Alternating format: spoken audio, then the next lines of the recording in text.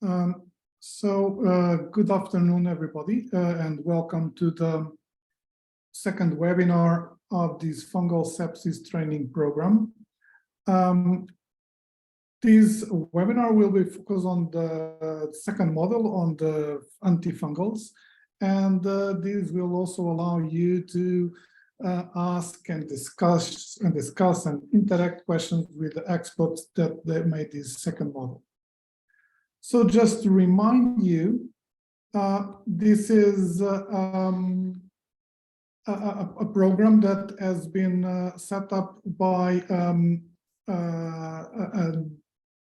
educational grant from Gilead, that is an unrestricted educational grant that allowed us to put this program up. And this program is divided in 6 different modules. And the last one is a video lecture followed by, that are video lectures by self-assessment. And also the last one is a virtual reality experience that is under construction. The recordings has already been done, but it's still under construction. The target group is mainly the EasyCan members, residents, fellows, and also ICU specialists that wish to improve their knowledge on skills in fungal sepsis. I had the privilege to work with these 2 wonderful persons that help us to put this program together with Elia Azolai, and also I'm co-chairing this webinar and also all the program with Marlies Osterman from the UK, and my name is Pedro Pova from Lisbon, Portugal. So we were able to put together a big list of people, 27 experts from different parts of the world, 14 different countries that made lots of video recordings that you are seeing during this period. And there have been more than 700 registrations, but currently we have 536 participants that have completed the application from 91 countries. That's amazing, the number of countries that people from all over the world, mainly from intensive care and anesthesia, but so quite a big diversity of people from different backgrounds.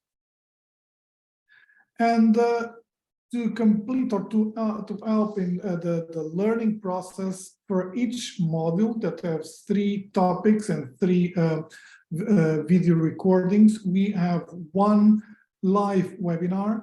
The first one has been already done last month. This month it will be on antifungals from drug to therapy.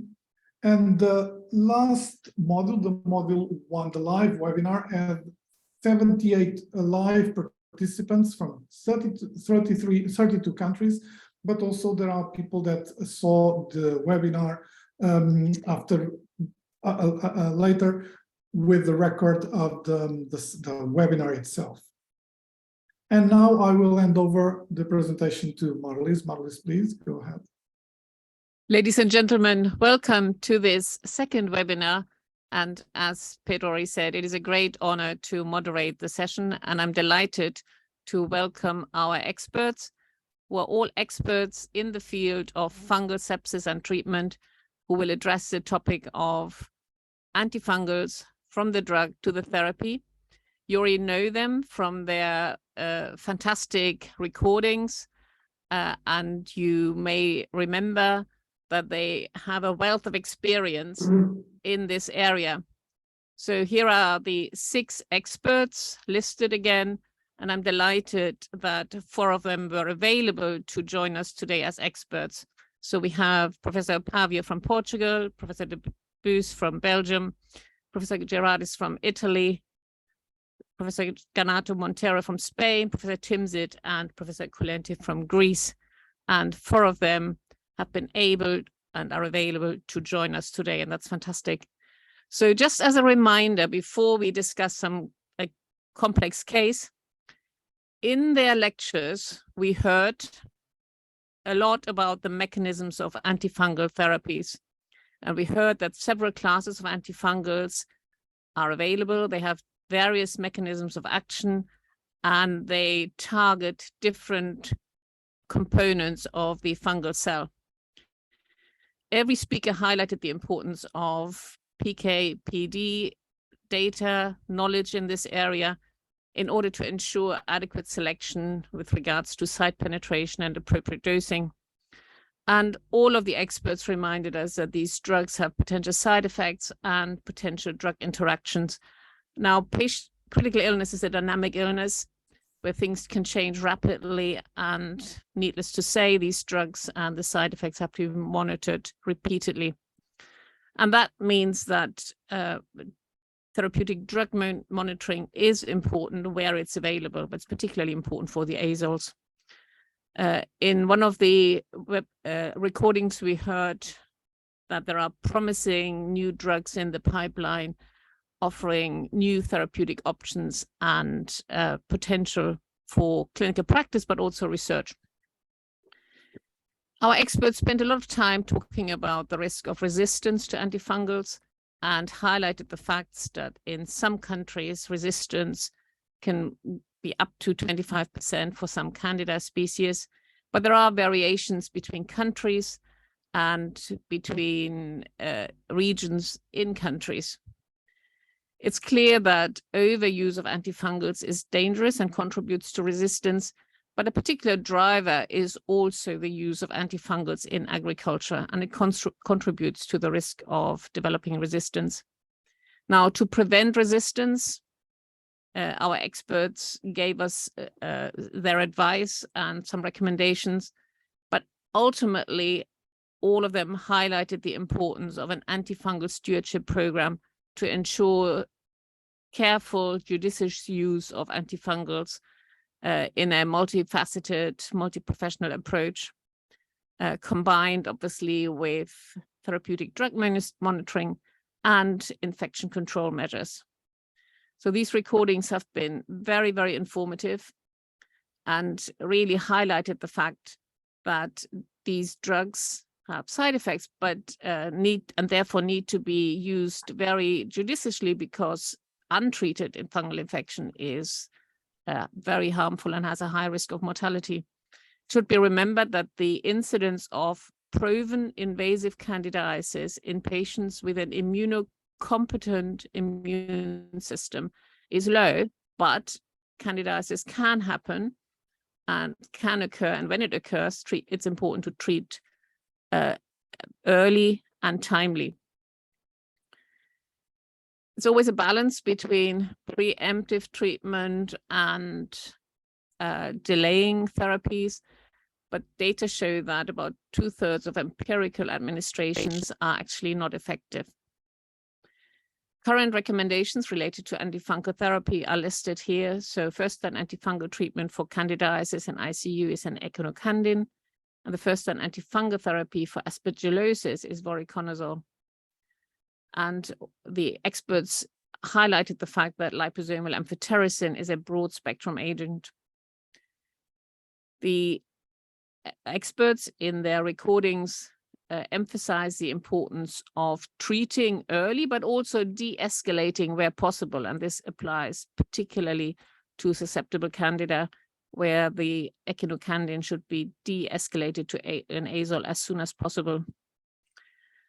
And again, I want to finish in my summary with the main focus of the recordings and the main statement of our experts, that antifungal stewardship programs are essential to treat patients effectively, but also to avoid harm from these medications.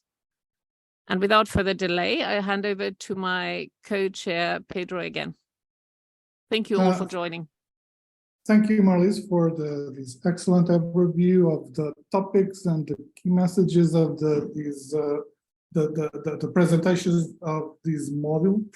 And now we are going to help the discussion and raising problems with a clinical case that is going to be presented by José Paiva, that I thank for his work. And I will ask you that are attending this webinar that please put all the questions in the chat. We will do all our efforts to address them during the presentation. So Gertu, can you share your screen and I will hand over to you. Thank you very much, Pedro and Marley. I guess I'm sharing my screen. So this is a real clinical case that presented to our intensive care department. 60 years old lady with a past medical history of obesity, dyslipidemia, treated with atorvastatin, bipolar disorder, treated with carbamazepine, and she had a renal transplant 6 years ago. And she was under tacrolimus and mycophenolate mofetil. The history was an acute onset of diffuse abdominal pain 2 days before, associated with nausea and vomiting. When presenting to the emergency department, she was hemodynamically stable, although polypneic, with diffuse tenderness to palpation over the abdomen. Arterial blood gas showed a PF ratio of 309, bicarb of 18, and a normal lactate, 0.9 millimoles per liter. She had leukocytosis, as you can see there, with neutrophilia. Her CRP was fairly high, 321 milligrams per liter, and she had high urea, 109 milligrams per deciliter, and high creatinemia, 2.71 milligrams per deciliter. Amylase and lipase were high, and liver enzymes and liver tests were normal. A CT scan was performed, and she had diffuse pancreas enlargement with heterogeneous enhancement. There was no necrosis, but there was a thin layer of peripancreatic fluid and fluid collection with thin walls in the epiplane retrocavity adjacent to the gastric body, and she had moderate bilateral pleural effusion. She was admitted to the intensive care medicine service with acute pancreatitis, a BISAP score 4, also with hypoxemic respiratory failure and renal dysfunction, as you can see here. Over the first 2 weeks, she slightly improved. She was clinically improving. And on the 14th day of admission, she felt improved. Oral diet was started. Liver test was still normal. Amylase and lipase were in the normal range. Creatinine decreased to 1.45. And she had a progressive decrease in the need for supplemental oxygen therapy. She was apyretic, but the CRP remained high, 290 milligrams per liter, 290 milligrams per liter. Jose, could I just interrupt you based on a question? It's obviously going to be a fungal case because that's the topic of this webinar. But could I ask you, when you were looking after the patient, were you concerned that the patient may develop a fungal infection at any point? Was this on your radar when you treat the patient? That's a very good question. Thank you. Well, being a pancreatitis, the risk of having an infection, later infection due to Candida is always possible. But the incidence of Candida as an infection in pancreatitis is usually very late. It comes up on the 3rd, 4th week after the presentation of the pancreatitis. So for us, this was an inflammatory syndrome, pancreatitis, not an infectious syndrome. Actually, there was no necrosis, and we know that necrosis is very much associated with infection. But yes, we thought that there could be an infection later on, and a Candida infection is always a possibility. As you know, the incidence of Candida as a pathogen in infected pancreatitis is around 15 to 20%.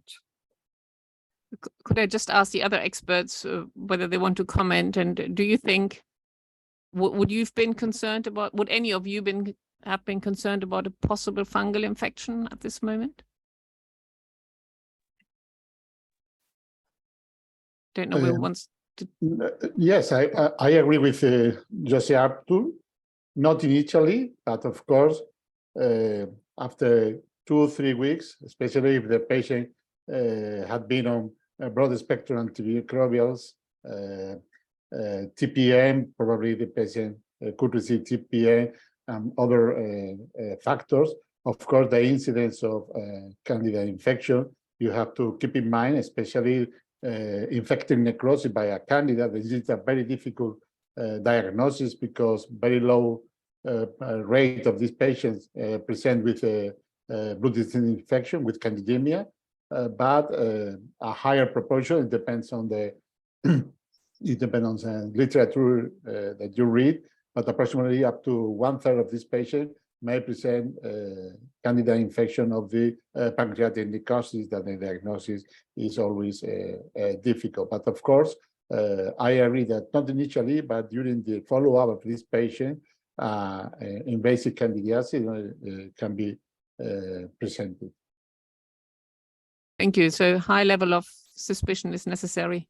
Thank you, Jose. I'll hand over to you. May I ask you, Artur, at this stage, the patient was improving, but let's imagine that on day 15, so 2 weeks, the patient starts to deteriorate, let's say septic shock, respiratory failure. Would you start, what would be more likely, a bacterial infection or a fungal infection or both? And if you would start empirically already antifungals or only antibiotics? Right. So actually, we will get to that. So you'll just have to wait for 1 more week, and we will get to that. Okay, let's go. Let's go. So on the 14th day, the patient was not on antibiotics, as I told you. This was for us an inflammatory syndrome, but no infection apparent. She was improving. She had a repeat CT scan, as you see there, and there was several peripancreatic collections, now larger, as you can see there, and we decided to promote endoscopic transgastric drainage,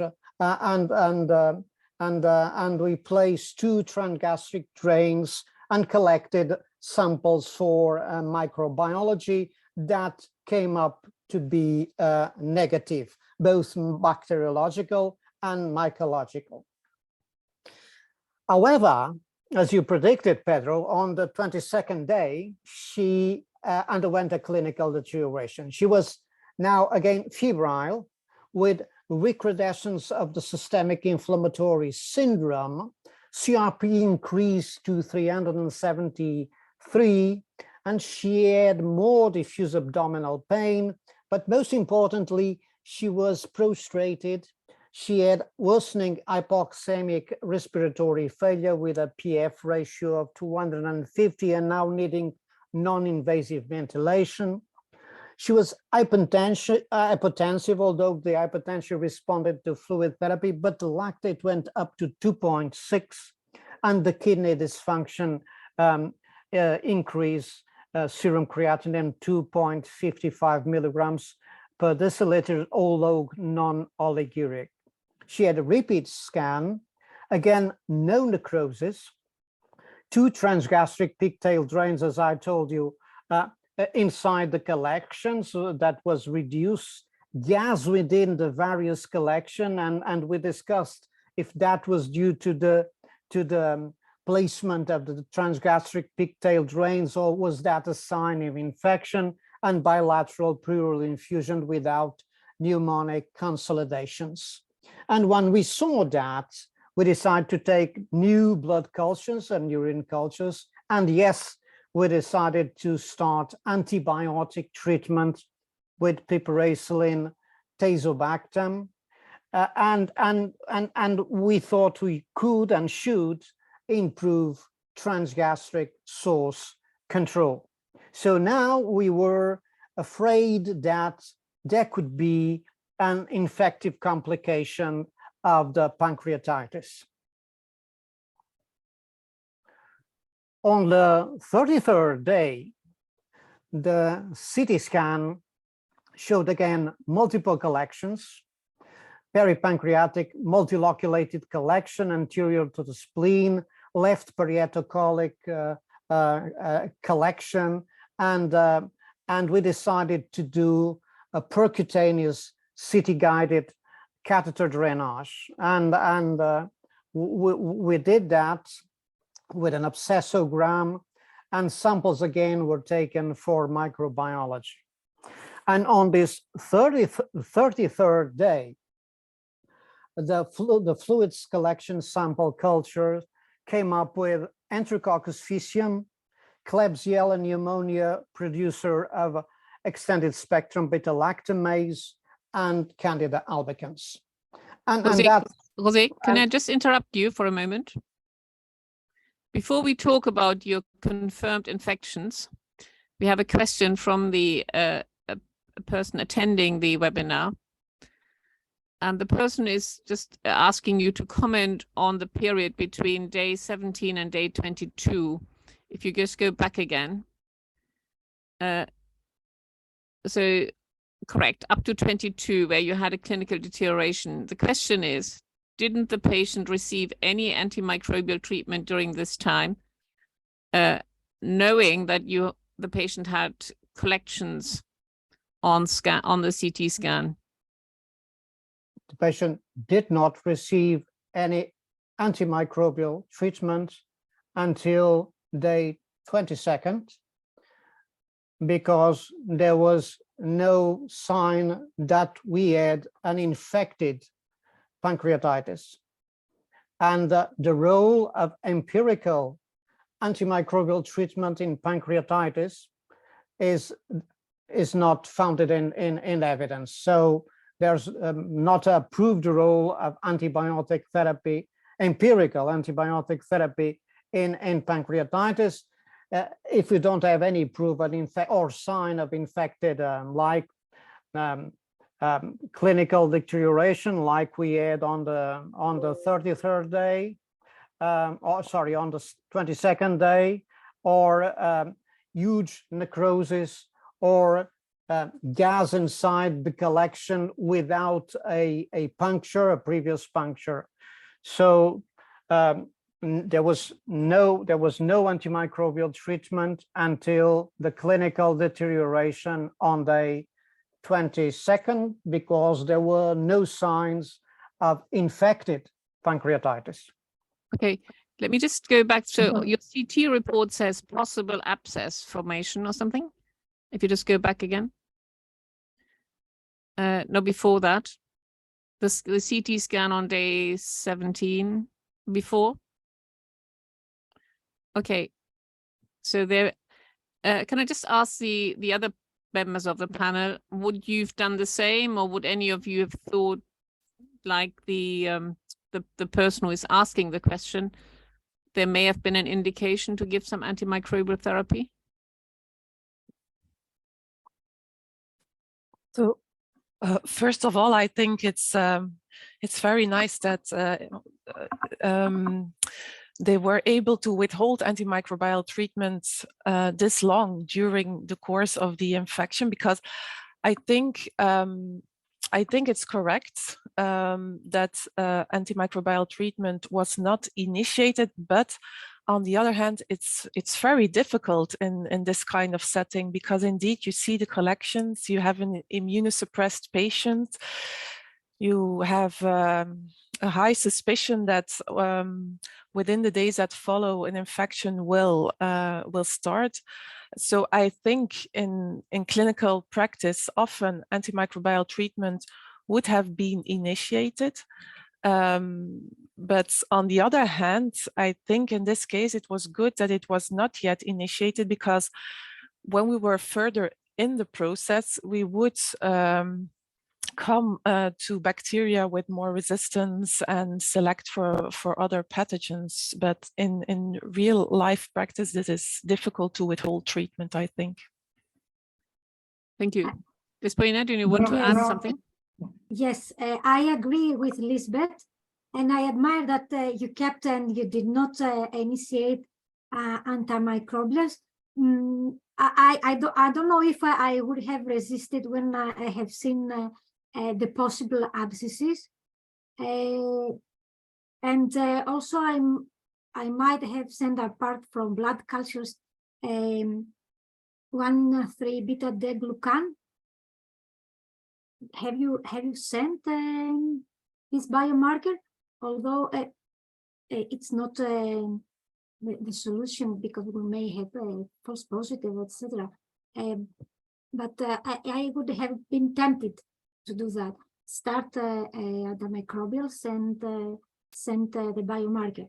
Again, now that we know how it went, I think you have done very well.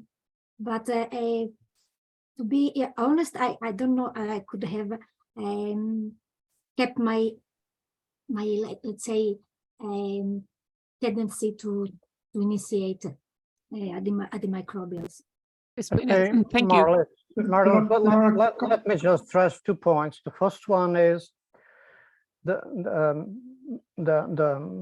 is peripheral enhancement of all peripancreatic collections in a pancreatitis. That's the normal development of the walls of a collection. That is why surgeons don't like to intervene in pancreatitis very early, because it's difficult to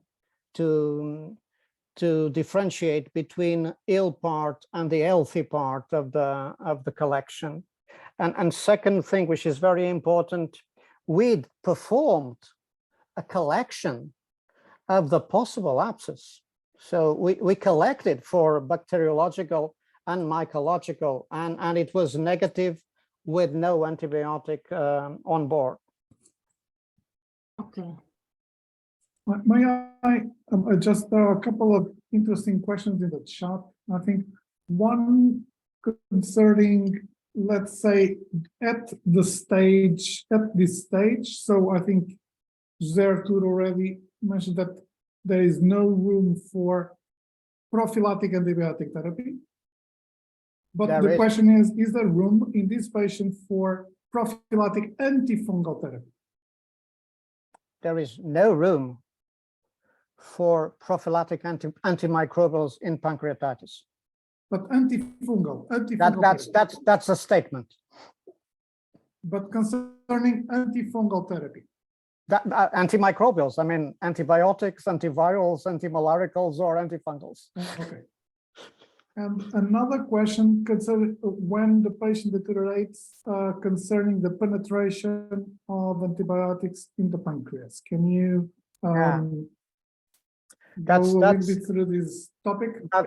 That's very important. And as far as you know, the top penetration is actually, again, these were peripancreatic collections, not actually pancreatic tissue with necroinfection. So this peripancreatic collection. So it's a bit different when we think about penetration in the tissue.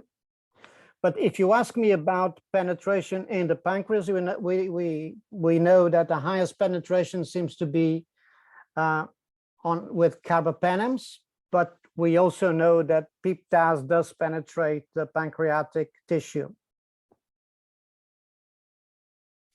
And another question for all of you.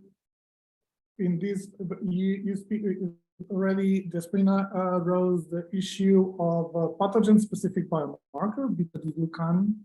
You presented CRP. There's a question concerning PCT. Is it helpful in pancreatitis to differentiate non-infections inflammation from infectious inflammation, and also from bacterial, from fungal infection? Is there a role for PCT in this patient? Well, it could. I mean, we know CRP would be high because it's a huge inflammatory syndrome. So it doesn't help a lot about differentiating infection from non-infection.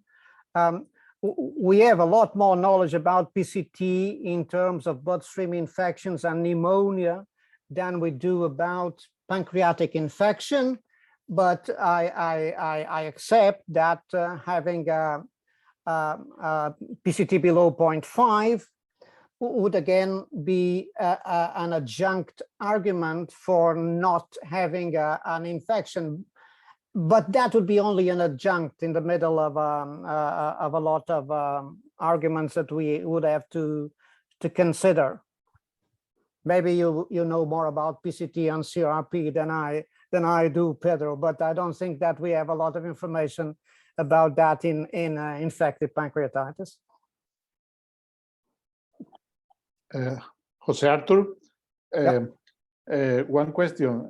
Despina asked you about the use of beta-D-glucan. I couldn't hear your answer.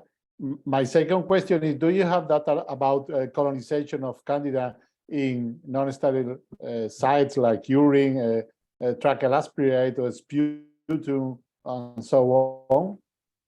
Yes, that's very important, and we know that multifocal colonization is certainly a risk factor for the acquisition of infection in abdominal infections globally, and also in pancreatic infections. We kept doing blood cultures, urine cultures, and endotracheal aspirates in this patient, and the patient was not colonized by Candida on urine or on bronchial secretion. The patient was not intubated.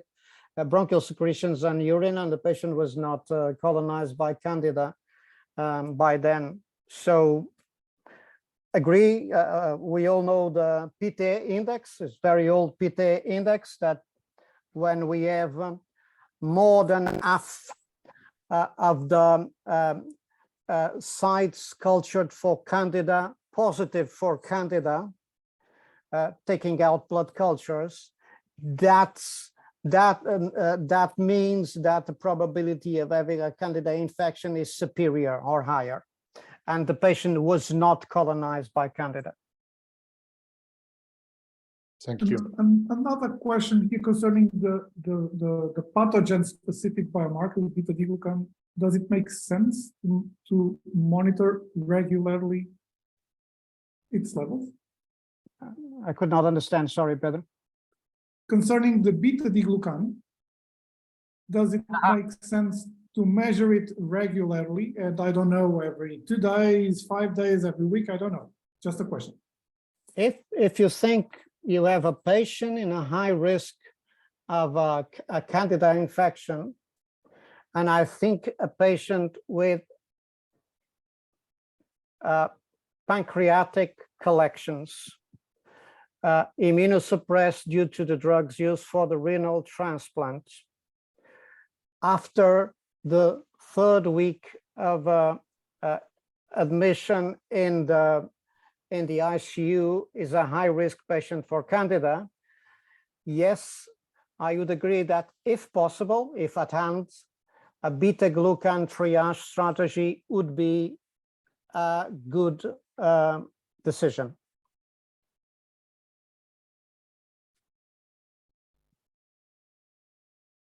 I agree. Oh, sorry. I agree with Jose, and it is important if you can have timely results of beta-glucan, because I have mentioned in my talk, they have tried to do a strategy using beta-glucan, and the problem was they didn't have the results on time. So it would be great to follow the strategy and to have the results in a timely manner to help you streamline and see if something changes. Yes. During the course of the patient. Thank you, that's great. Jose, we've answered all the questions, we've addressed all the questions in the chat at the moment, so maybe it's time to move to the day 30, back to day 33 briefly as a reminder. So you had these positive microbiology results, and if you just take us through the next phase of the case. Yes, so on the 22nd day, we clinically thought the patient was infected. The peripancreatic collection was infected. We had started PIP-TAS. And on the 33rd day, we were sure the patient was infected because we had a collection sample with Enterococcus faecium, Klebsiella pneumonia producing ESBL and C. albicans. And so I guess the question is, what would you do? I mean, a good question. What should we do? Before you tell us what you did, maybe we can ask the experts here. We have experts from different countries, and clearly we all have different degrees of experience and expertise. I don't know who wants to start, Despoina or Lisbeth or Jose. What would you do? I would use target therapy. I don't know if you know the antibiogram, but I would add probably vancomycin or linezolid to cover Enterococcus faecium. Klebsiella pneumonia ESBL, producing ESBL, I would cover with meropenem, and Candida albicans. In this situation, probably I would add echinocandin.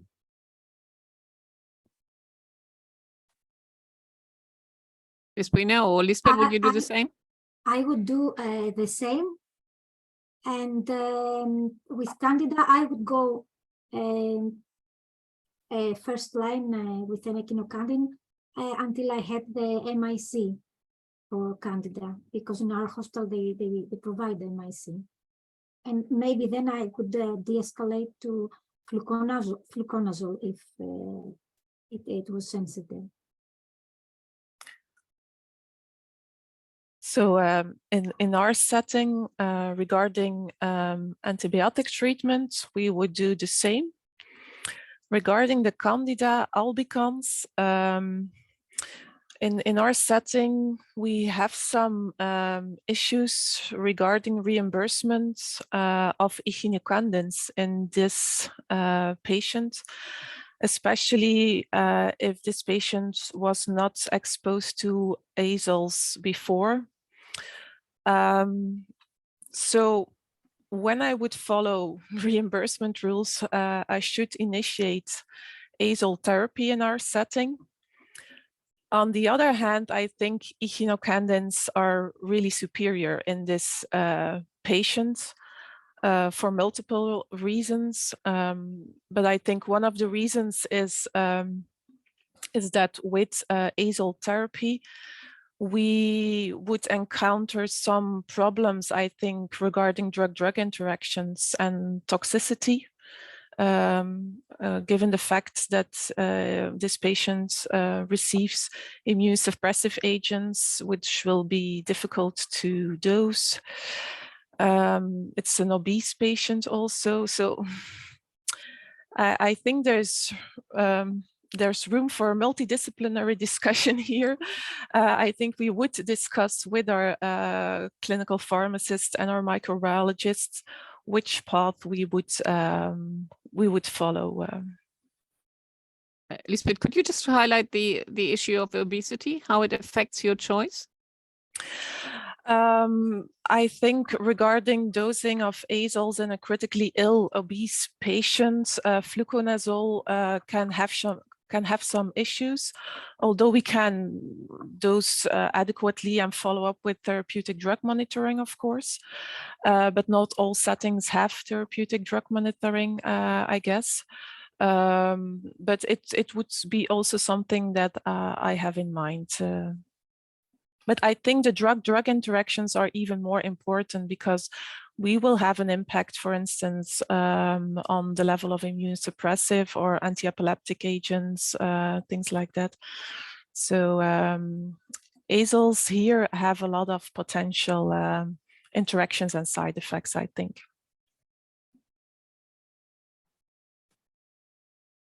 There is a question that, sorry to come back again, but this question appears again that concerning the prophylactic therapy. And is because this is not, let's say, a normal patient, is a immunosuppressed patient with a pancreatitis. And with having said that, do you consider to change your approach and to start a prophylactic treatment with knowing that the patient is immunosuppressed, or would you maintain your approach? Can I say? Yeah.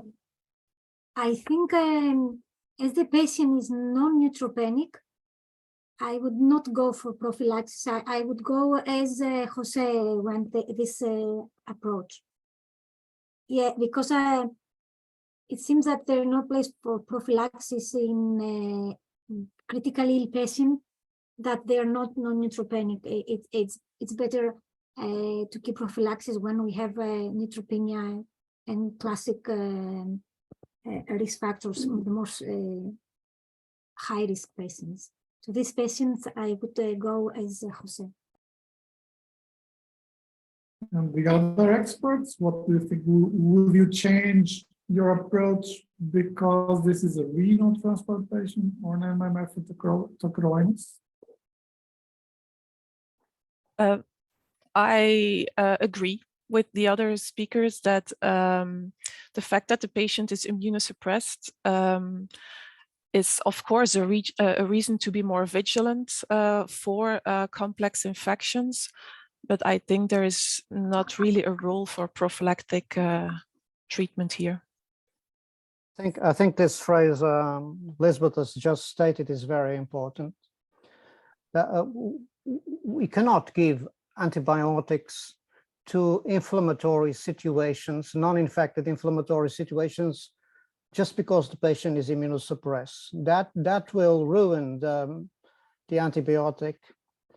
And the line that we should pursue is very clearly to have an high level of suspicion and to go for preemptive strategy and to implement a strategy with a high level of suspicion that we put forward diagnostic as a key step. For instance, the idea of a triage with of serial beta-glucan measurement is a very good idea.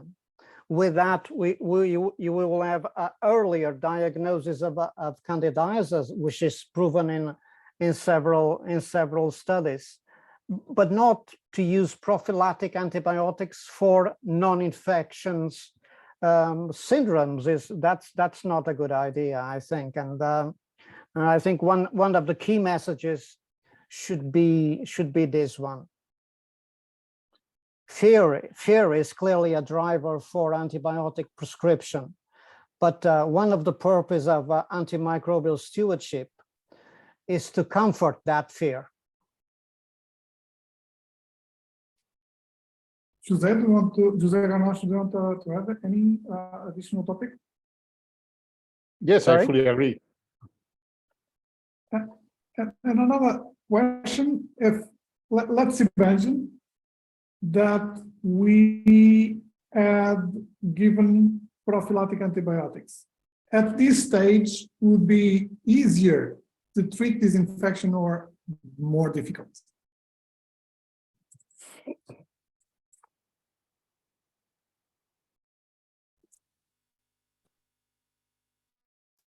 Jose, Arturo, you can start by. Well, I think that had we given antimicrobials before, it would be the likelihood of having resistant or even more resistant pathogens now would be higher, and the difficulties would be even more. The difficulty here, as several of the colleagues have pointed out, is much more related to the patient itself than to the disease. I mean, which antifungal to select is much more based on the patient itself, the comorbidities and the characteristics of the patient, than with the site of the infection or the resistance of the candida, which is albicans.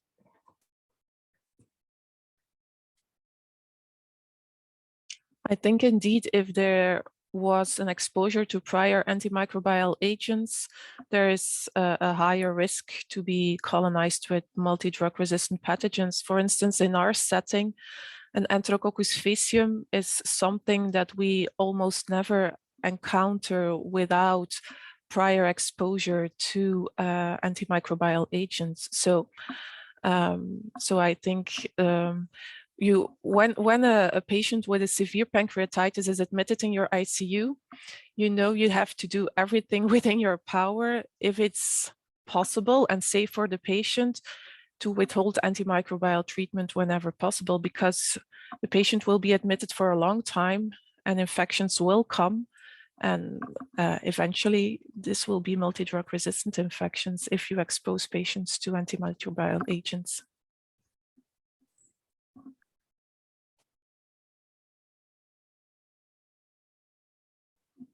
Could I ask you, thank you, this is very helpful and very educational. Could I ask you a question from the chat? In your recordings, you highlighted the importance of choosing the right antimicrobial for the site of infection and making sure the antibiotic or antimicrobial, including antifungal, gets to the site of the infection. With regards to peripancreatic or pancreatic infection, fungal infection, are there any specific, is there anything specific related to the choice of antifungals? Are they all penetrating the pancreas? Is there any advice for the audience? There's not a lot of things about that. All classes of antifungals have been used to treat pancreatitis or peripancreatic infected collections, which is the case here. There are some studies that say, but we do not know how clinically relevant this is, but say that azoles penetrate the abdomen globally more easily than candins, at least than caspofungin. But we do not know the clinical relevance of these studies. And I mean, we have series of patients treated with the three main classes of antifungals for either for pancreatitis or for peripancreatitis. So again, it may be an issue, but I also don't think that's the biggest issue for the decision to which antifungal. Thank you. Does anybody else want to comment on this or add anything? Just a practical question. I think it's important because at least in our country, from myself and Gertrude, the access to TDM of azoles is very, very limited or almost non-existent. So how do we dose these drugs without TDM? How are we going to? Because Elizabeth just said, if we have an obese patient with 2 TDM and that's it. That's so, but without it, and I think probably the majority of people that are attending this webinar would not have access to it. That how are we going to do? The question is now regarding fluconazole or? Yes, fluconazole and other azoles like voriconazole. If we don't have access, how are you going to do? It's difficult to begin with. Regarding fluconazole, I think higher doses in obese patients. On the other hand, we have to reduce dose in the acute kidney injury patient, and we here have an acute kidney injury patient. So I think it's extremely difficult without therapeutic drug monitoring. I think it's very difficult to know what you are doing in this case, and I think we should encourage the implementation of therapeutic drug monitoring for azoles in this setting. And on the other hand, we can look for toxicity, of course, but yeah, it's difficult to only be guided by toxicity. So it's really challenging regarding the azole, regarding fluconazole. Yeah. And the other experts, do they have a proposal and kind of, yeah. I agree with Lisbeth, and this would be a reason to go for a echinocandin and maybe anidulafungin that has a easier handling, easier PKPD, let's say. And I'm rethinking what I have said based on MIC that I might have de-escalate to fluconazole, again agreeing with Lisbeth.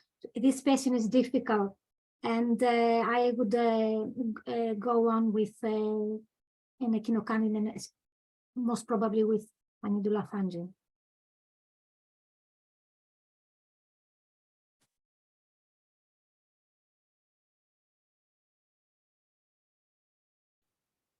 Yeah, I mean, just a word. I mean, very difficult case. We know that carbamazepine that the patient was under, if we intend to continue it, decreases fluconazole and voriconazole levels.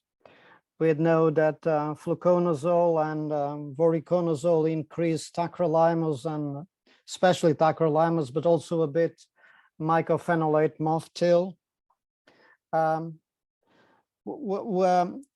We know, as Despina pointed out, that even caspofungin interacts with tacrolimus and with carbamazepine and with cyclosporin and other drugs. So it's more problematic with azoles, but not only an azole-related phenomenon. We know that our patient has renal dysfunction, and we know that we have to adjust doses of fluconazole for renal dysfunction, and we know that IV voriconazole vehicle is cyclodextrin, which accumulates in renal dysfunction. And we know our patient is obese, and above all that, we still have doubts about the best dose of azoles. We know that the loading dose of fluconazole should be 12 milligrams per kilo on the first day, but the maintenance dose is very difficult, between 6 and 12. I think that everything is possible, and we do have some doubts about TDM. I think that, as Lisbeth has said, one of our messages is to push for the need for TDM in voriconazole. That would be very important, and especially if we are treating children or obese or patients with drug-drug interactions or with extracorporeal circuits, or we suspect toxicity or the patient has organ dysfunction, then I would say that TDM is mandatory if we tend to use voriconazole. So using an azole here, even fluconazole, for which TDM is not that mandatory, would implicate that we would have to use TDM very tightly for tacrolimus and for mycophenolate moftil in this patient.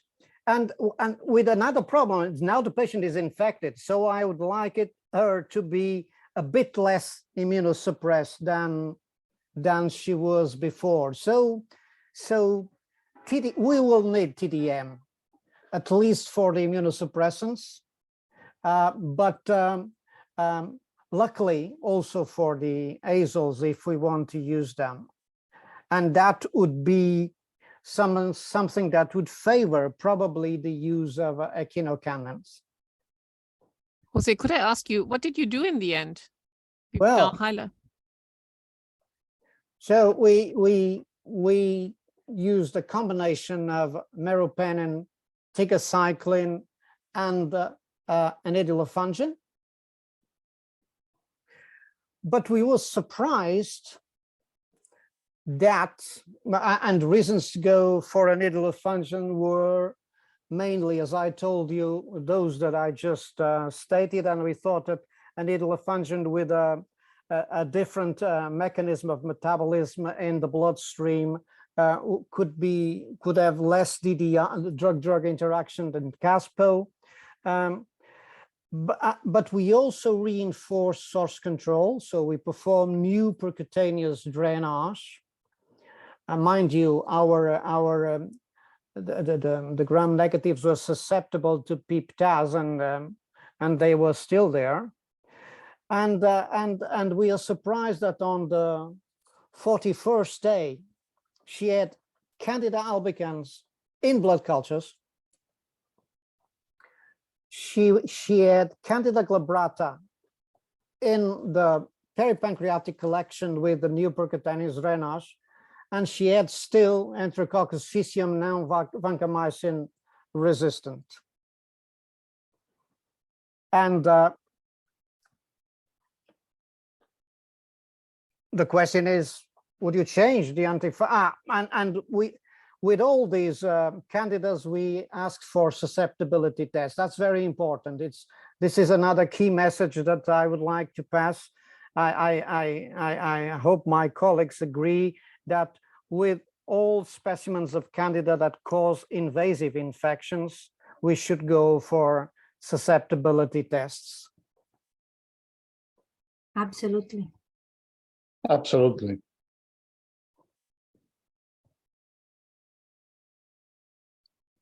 And Candida albicans was susceptible to anidulafungin? Candida albicans was susceptible to everything, but the Candida glabrata was resistant to azoles and candins. To azoles and candin, only susceptible to amphob? Only susceptible to amphob. So you've, Jose, you've given us a question already, and I'm sure that you had to answer. This went through your mind when you dealt with the patient. You have a Candida albicans and you have a Candida glabrata. Would it be wise to change the antifungal therapy? Maybe I ask the experts first. Who wants to start?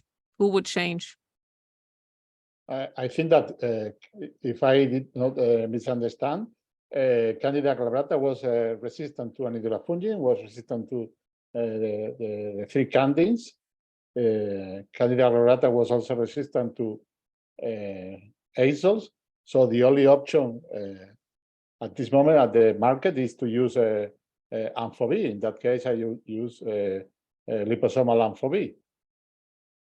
I guess the question probably is when we knew there was Candida glabrata in the collection, we only know that. I mean, the susceptibility test came out 24 hours or 48 hours later. So would you change before you had the test? I asked that because that was our question to ourselves. I would have used a combination. I would have left anidulafungin and liposomal amphotericin. Yes, that could be an option to use a combination therapy.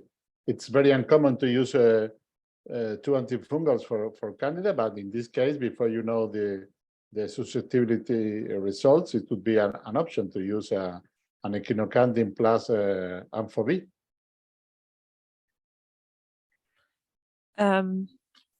I suppose regarding echinocandins, you don't have TDM in the hospital, or do you have TDM available? TDM of? The echinocandins, anidulafungin.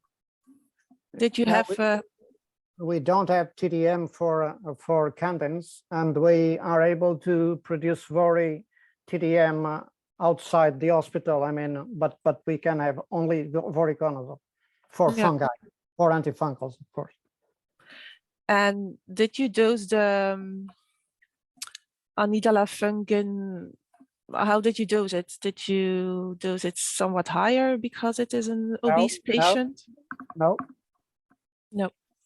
we did not. On that case, we did not. But that's a good question. Jose, just to recap, on day 41, you had a Candida albicans and a Candida glabrata in a patient receiving anidulafungin already, and you had no susceptibilities at that moment in time. Yeah. Okay, so who would change the? What do you think? Would any of the three experts on the call change the antifungal treatment without susceptibility? Yes, I will change depending on the clinical situation of the patient. The patient is in septic shock, the patient is not doing well, the patient is deteriorating rapidly, I will use a combination therapy.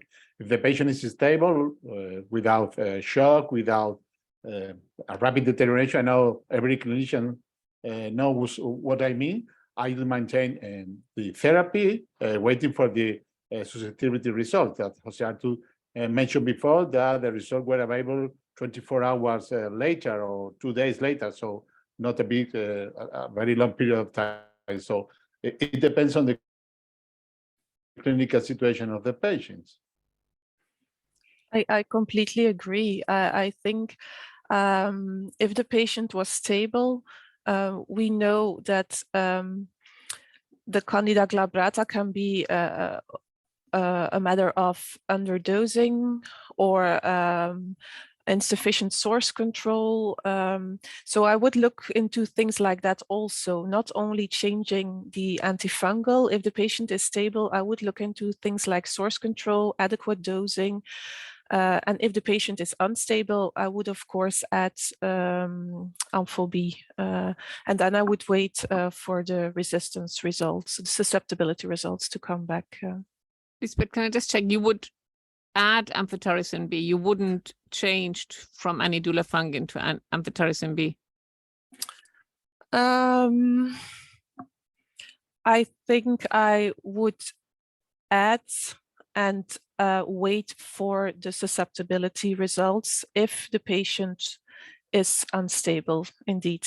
Yeah, but it's a good question because we know that Ampho-B will normally cover all the pathogens, all the fungal pathogens that are present over there. On the other hand, if it's possible not to continue the Ampho-B, that would be great because we all know that Ampho-B, especially when you use it over a prolonged period of time, will have its side effects also. So when I am waiting for the susceptibility results, I would consider combination therapy in the first phase. Yeah.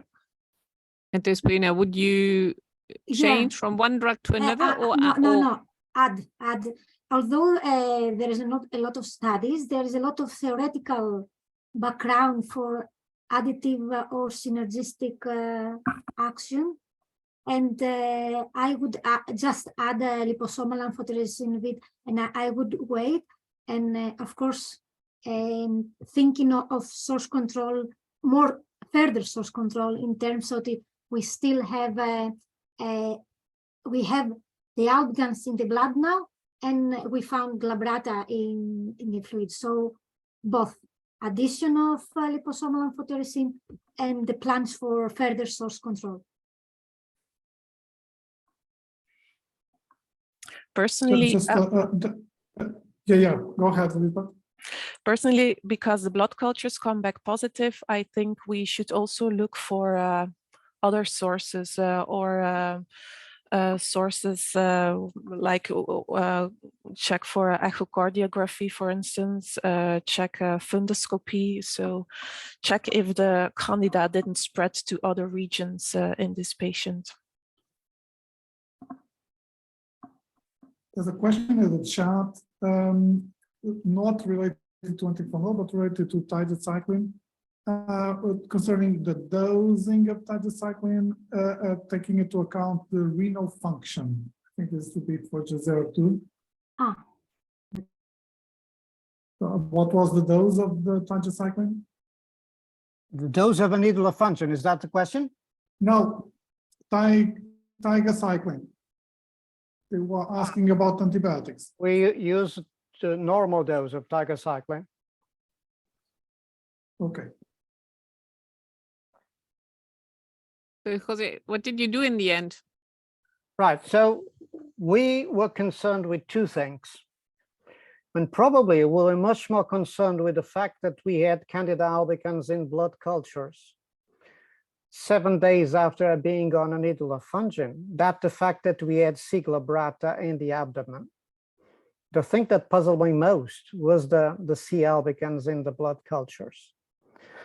And the second thing which is important, and this is the kind of patient in which you find MDR or sometimes rarely XDR Candida, is the patient with abdominal infections, which you treat with candids for a prolonged time.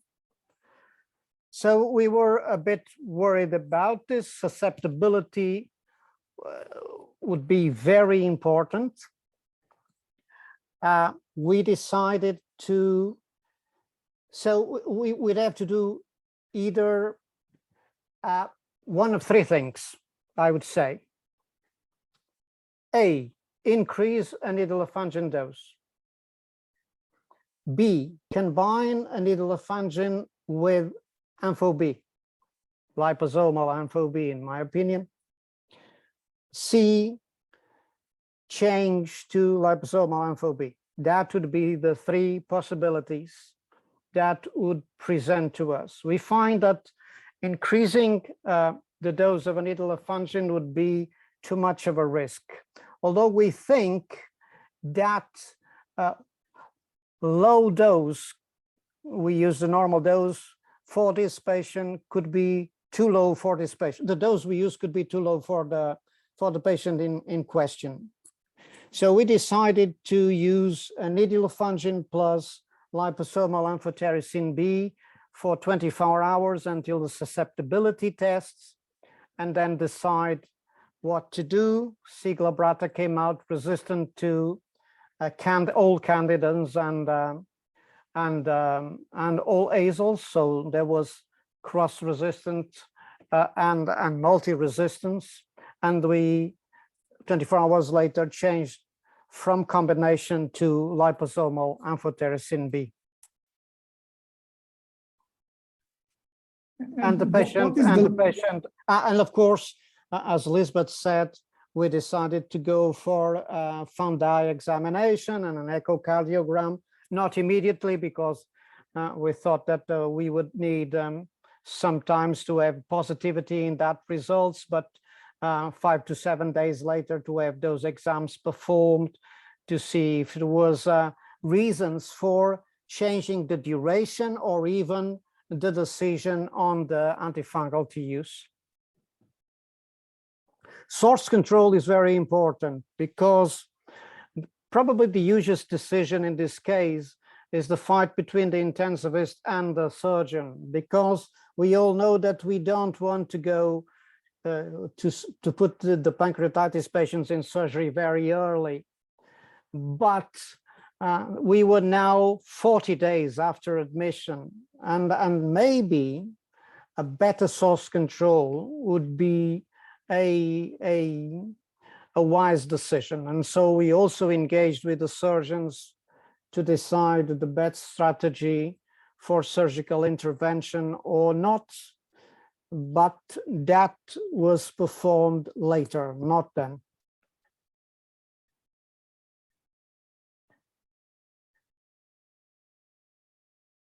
Very helpful.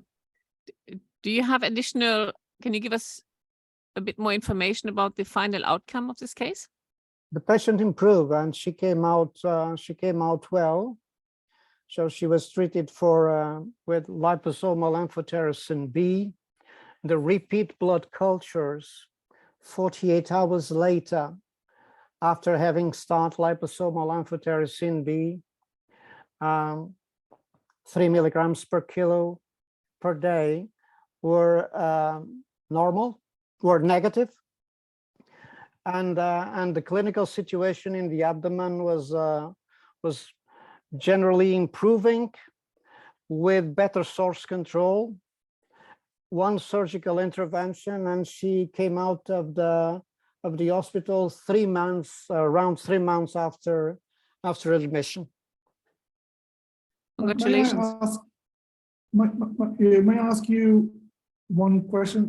At this stage, you put three possibilities: increase the dose of the diflufungin, combination therapy, and changing to amphobi. My question is, what would be the likelihood of having now resistant Candida albicans to candins during therapy? Is it a likely event or very unlikely? A likelihood of the Candida becoming resistant to candins. the albicans one. Yeah. Well, in our epidemiology, as you know, globally in Portugal, that's extremely unlikely. I mean, the species that present with resistance to candins are clearly glabrata, parapsilosis, which intrinsically has a higher MIC to candins than the other species of the Candida, and oris. But in Portugal, there was only one case of Candida auris until now. So I would say that for Candida albicans, the resistance to candin would be unlikely. How long did you treat the patient? Maybe you said, and I didn't got it. For how long did you give a liposomal amphotericin B, Jose? We treated the patient for 3 weeks. So what we know about this, very little, as you know, there's been we know that we have to treat for 14 days after the first negative blood culture. But this patient was not only a candidemia, this patient was an intra-abdominal infection. So the duration of antifungal therapy for intra-abdominal infection is something that no one knows. I would say that 2 weeks is what we generally use, but that very much depends on things like source control and clinical evolution. In this case, as far as I can remember, it was around 3 weeks that we treated the patient with liposomal ampho-B. Yeah, the minimum 2 weeks, and of course, in such a complicated patient, it's case by case. You're absolutely right. And I have one more question. You have chosen 3, not the maximum 5 milligrams per kilo for liposomal ampho, and you were right at the end. Again, I was tempted to start with 5 milligrams. It was because of the comorbidities of the patient, or I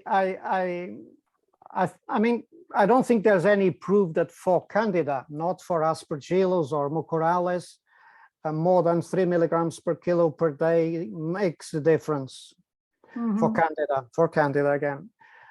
On one hand. On the other hand, the patient had a slight touch of renal, I mean, she had around 2.0, 1.7 of creatinine, serum creatinine. So I was a bit worried with her renal dysfunction. So I decided to use 3 milligrams per kilo, but again, there's no true and false here. I mean, okay.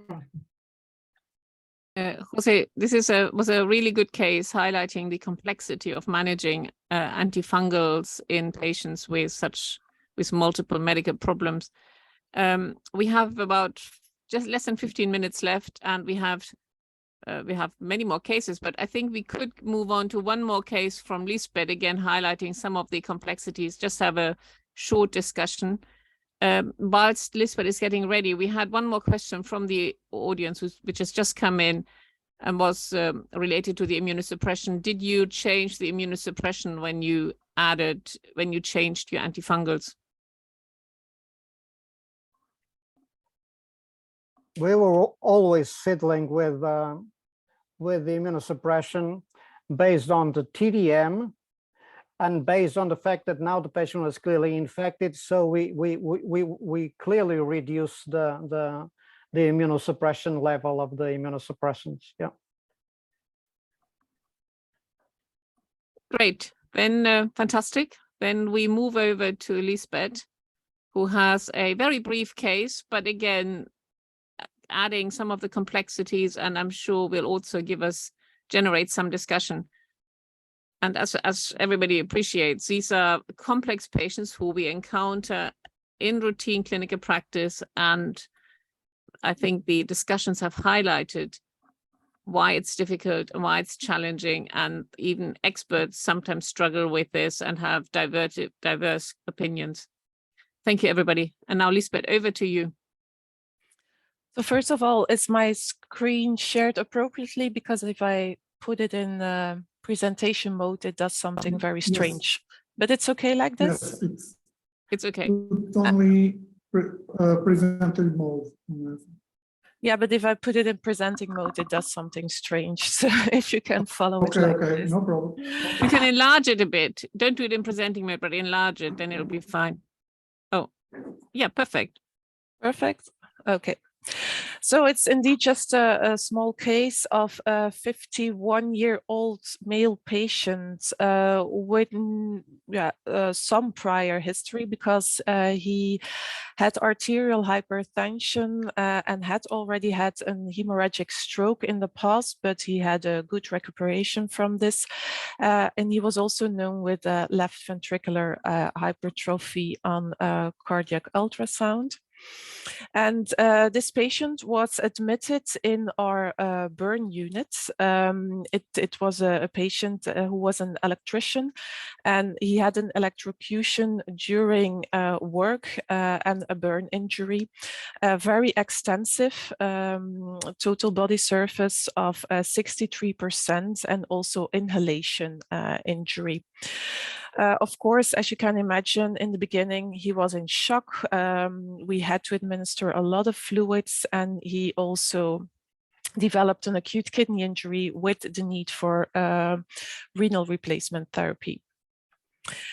As you can see here on these pictures, the wounds are really extensive, and unfortunately on day 14 the wound swab came back positive for a mucor in the wounds.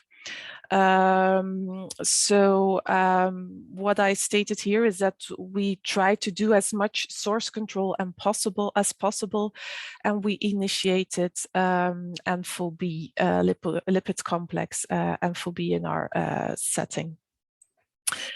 And what we saw then was that following the administration of the amphotericin B lipid complex, the patient was getting rigors. He was very tachypneic. He desaturated and became hypotensive. So in this kind of patient, the question raises, what is important? What would we do? So I would like to ask the opinion of the other experts here. I can tell my opinion, either a pre-treatment, or I would swap to liposomal amphotericin B that has less infusion-related reactions. That would be my first approach. We know that posaconazole and isovaconazole have activity against mucor, but I would not go straight to that. I would maybe, as I said, pre-treatment or straight to liposomal amphotericin B instead of the lipid complex.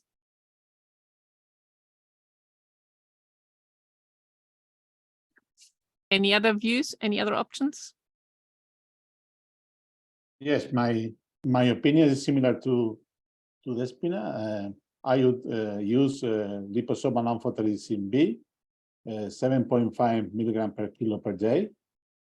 because this is a mucor, this is not an aspergillus or a candida, so I use those higher than 5. We use 7.5 milligram per kilo per day. And this is, I think, this is the first line treatment. I don't have really experience using isavuconazole for patients with a mucor. It can be used, but I think that in this case, for many reasons, I would use the amphoB. Yes, I agree. I think the liposomal amphotericin B would not produce the infusion-related events that that the lipid complex produces. Actually, that was one of the reasons that it also produces less renal dysfunction than lipid complex. And of course, isavuconazole would be another possibility, but the use in ICU, especially in burn patients, we don't have a lot of data and experience. So I agree with my colleagues. Yep. Lisbeth, what did you do? Or what was your impression of the case?